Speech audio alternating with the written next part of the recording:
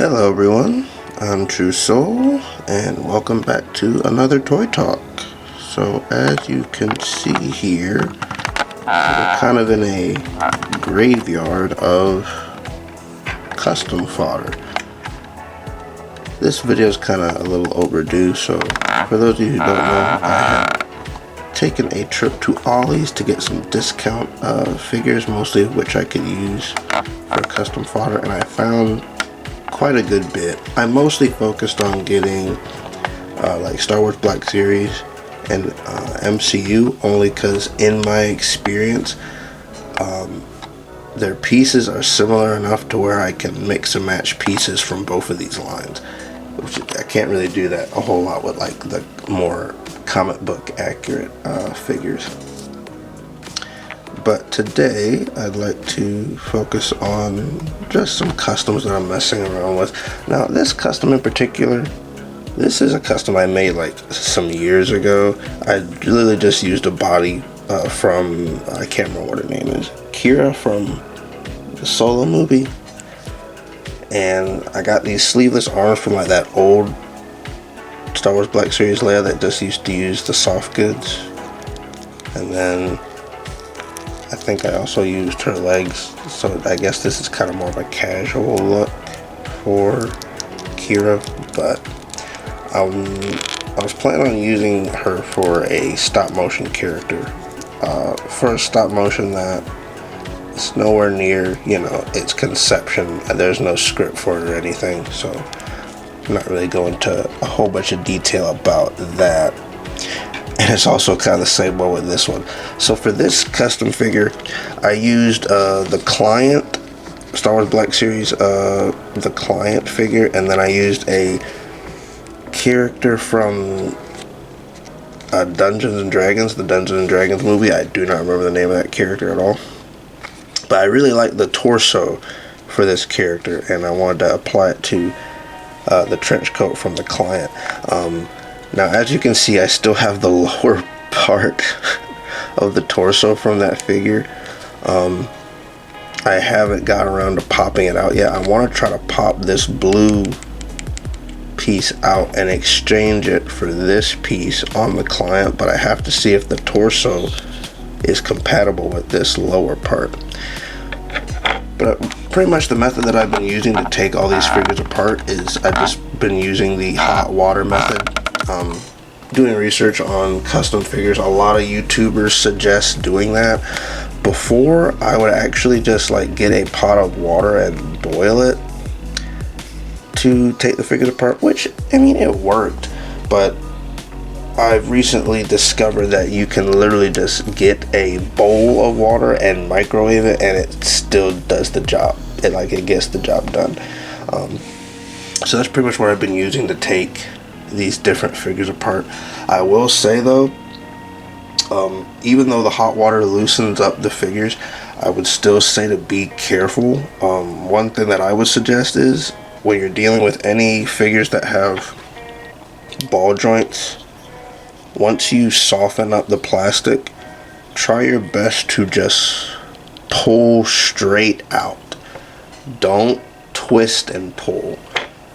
And the reason I say that is because I ended up breaking a ball joint on this Ghostbusters figure. I ended up breaking the ball joint off of the neck, so now I can't use this torso anymore. So that's kind of sad.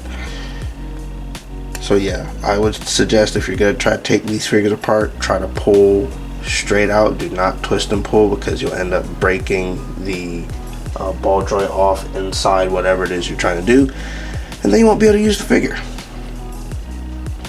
So for this custom figure, not only am I'm gonna try to heat up the torso again and try to pull this out, but also what I want to do is I want to take this head off of my Quicksilver, which there's also a ball joint in there. I want to take this head off and see if I can stick it onto this body. Now, for those of you who are wondering, this is another character that I'm planning on creating for a custom, for a stop motion, in the future. I'm not going to be giving a whole bunch of details on that because right now it's literally just an idea. There's not a script or anything for it. But yeah, guys, so you guys saw some of my MCU customs. I don't necessarily have plans to pop pieces off of these guys yet, because there are a couple of customs that I need to make for my Stormtrooper stop motion that I want to do, but they're really simple stop motions, mostly me just popping heads and hands off of people and then putting them on different bodies. But I got some MCU and I also got some Star Wars over here. And I went to Ollie's to get most of these guys, so they were like $9, some were $7. It's funny to see which characters they have so many of, like Bodhi. They have a whole bunch of like Bodhi and like Omega, which the only reason I bought Omega is because technically since she's a kid, if you want to make like smaller characters, I think her body works pretty well for that. But yeah, it's kind of funny to see what characters they just have so many of, because I guess people just don't really care to buy them. I saw that they had a lot of the Jabba's Palace Lando, and I was like, huh, I thought Lando was a pretty well-liked guy. I don't know why there's so many of him. I guess the people that really wanted it got it, and, you know. But also got pretty sure the 5th brother. I've been thinking about, mostly I wanted his head. I'm pretty sure I can find a use for the rest of him later. At first I was thinking about getting the Inquisitors for my Star Wars collection, but I had a revelation. And that revelation is I don't really care that much about the Inquisitors, apart from like a handful of them. Like the rest of them, I don't care about them enough to want them displayed on my shelf. So I'm pretty much buying them for custom fodder. But I'm probably going to be getting more Bodhis just because, and as you can see, I put one of the vests on this Mayfield. I really like the Bodhi's just base body because he has like a Imperial jumpsuit. So I'm going to be using his body just for like, you know, Imperial engineers. I'm going to be experimenting with some painting and dyeing. I've been doing some research, looking at some videos on dyeing figures. Some people said that it's a good alternative to painting. Other people say that you shouldn't dye your figures at all, but hey, trial and error. So what I'm planning on doing primarily with the dyeing, let me go grab a figure so I can show you what I want to do. So I got my Stormtrooper here. His name's Norm. Yes, I name my Stormtroopers, don't judge me. I'm not going to actually be using Norm for this idea, but what I'm planning on doing is getting some Stormtroopers for fodder, and I'm going to be practicing with dyeing them. I decided that for like plastic that's either like just a bright white or just like a really light color, I'm going to be trying to dye those. Of course, I'm going to try to find, you know, pieces that go well together so I don't have to paint or dye them at all. But I'm mostly going to be saving the dyeing for like plastics that I like really light, because I'm most likely going to dye them a darker color, primarily black. And then for pieces like this, for example, this lower torso piece, say for some reason I cannot get it out of this torso, or maybe this bottom piece is not compatible with this torso, what I'm going to do is I'm going to paint like individual pieces, like this blue piece. I'm going to paint that instead of trying to like paint an entire figure and whatnot.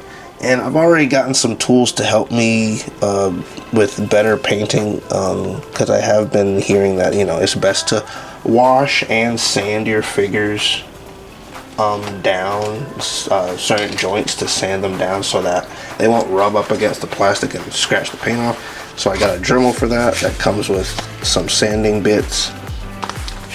I've been experimenting with that a little bit. And yeah, guys, that's pretty much gonna do it for me today. I'm gonna keep you guys updated on my customizing endeavors. And also, I do have a stop motion in the works, figure fighter battle royale. I kind of put it on hold, at least working on it. I'm done filming it. I just need to edit it because I got some new. Well, I got a new laptop coming, and I'm going to be using that to edit most of my stuff. Pretty much all the stuff that I'm going to be working on, I'm going to be using that. So I'm trying to wait on that to get here before I continue working on it. But anyway, I'm going to go ahead and stop before I start rambling. Comment down below if you guys have any customizing tips for like Star Wars Black Series, because I don't really see a whole lot of videos of people customizing with Black Series, taking them apart, seeing what works with different stuff, what doesn't work. So this is kind of all new territory for me. Mostly of what I'll see is someone will pop some pieces off of a Star Wars Black Series figure and then just put them on another Star Wars Black Series figure and call it a day. Not that there's anything wrong with that. If that works for your custom, then go for it. But I would like to, you know, pick some people's brains about how to go about doing certain stuff. Anyway, that's gonna do it for me, guys. Be sure to like, comment, and subscribe, and go ahead and check out my channel for other videos. Alright, guys, I will catch you later.